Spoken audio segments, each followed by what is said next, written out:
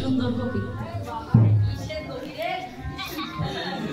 এই শোনো, বলছি বৃন্দাবনে তোমাদের মধ্যে যত সুন্দর সুন্দর গোপী আছে না, তাদের মধ্যে একদম শ্রেষ্ঠ গোপী শ্বেত গোপী। হ্যাঁ বন্ধু, এটা মিস করা যাবে না, গোপীর বদন দর্শন করতেই হবে। নাও ঘুমটা খুলে দাও।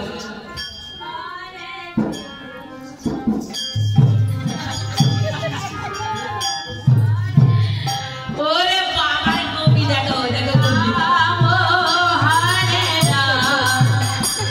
রাম রাম আরে, এই গোপীর এটা আবার কি গো? এই আসছে, এটা আবার কি? এটা এটা বাবা, এত বড় ভুঁড়ি, মানে এটা তো গোপী না, এটা হচ্ছে কৈলাসের ভোলানাথ।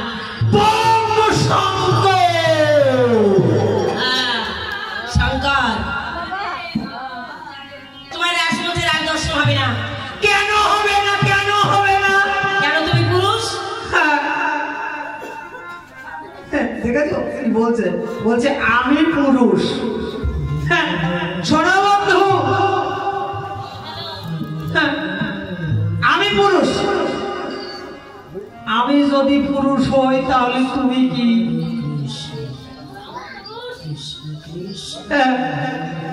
আচ্ছা, আমি যদি পুরুষ হই তাহলে হেবেটা কি ডাক? হেবেটা পুরুষ তো? পুরুষ তো? হ্যাঁ ঠিক আছে, ভোলানাথের বলে একজন আছে। হ্যাঁ, তাহলে এই বেটা যদি পুরুষ হয় তাহলে শোনো বন্ধু, তুমিও পুরুষ আর আমিও পুরুষ, তাই না? হ্যাঁ, তাহলে এই বেটা যদি এই এত সুন্দর সুন্দর গোপী নিয়ে একদম ঘুরঘুর ঘুরঘুর ঘুরঘুর করে যদি লীলা করতে পারে, তাহলে আমি কেন দর্শন করতে পারবো না? তোমার কেন দর্শন করতে পারবে না জানো? তোমার ভিতরে আছে দ্বৈত স্বভাব এবং মদনের ভাব। যার মদনের ভাব থাকে তার বৃন্দাবন লীলা দর্শন হয় না। তাহলে কি এই লীলা আমার কোনোদিন দর্শন হবে না? হবে হবে হবে। আরে হবে বলেছে, হবে বলেছে বলে কি আজকে নাকি? আজকে না, না আজকে না, তাহলে কবে?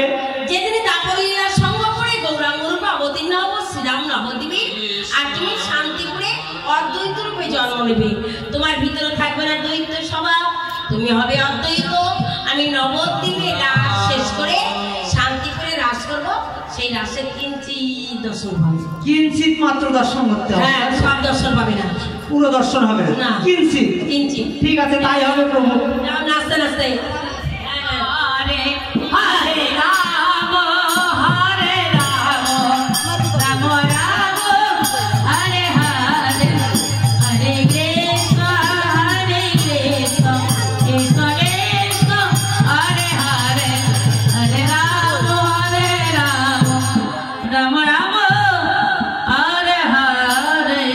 শোনো শোনো সখীগণ, না বলো। তোমাদের রাধার লেখা আমার গানে দেখো। বাবা রে, চাইলেই যেন পাওয়া যায়। শোনো।